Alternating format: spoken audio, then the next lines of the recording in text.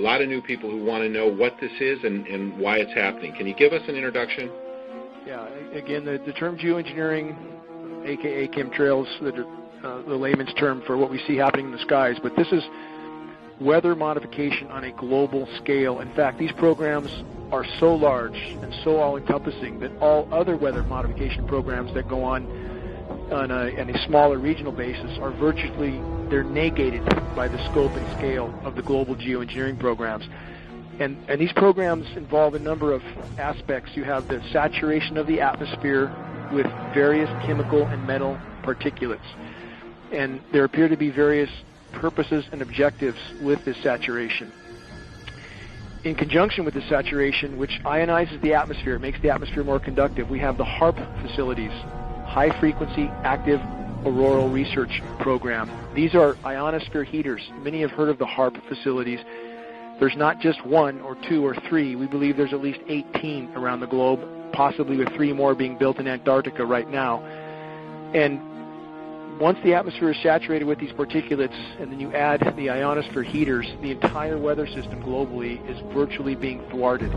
There is no natural weather at this point, and we really don't know what sort of climate conditions we would have necessarily if these programs were brought to a halt, and they desperately need to be brought to a halt, because the saturation of the atmosphere is thwarting the hydrological cycle. It's totally disrupting the rain cycle. Again, we have the artificially nucleated snowstorms, which I just mentioned. You can't go from 100 degrees to snow in one day without a whole lot of help. This includes jet stream manipulation with the HAARP facilities, and we are not guessing at this. We have monitoring sources for this signal, and we can see where the signal is most intense, and that's what steers the jet stream. So then you add artificial ice nucleation, which is a chemical nucleation process. They can turn what should have been rain into snow and drop the temperatures of these storm systems by this artificial chemical nucleation. This isn't sci-fi. This is hard science fact.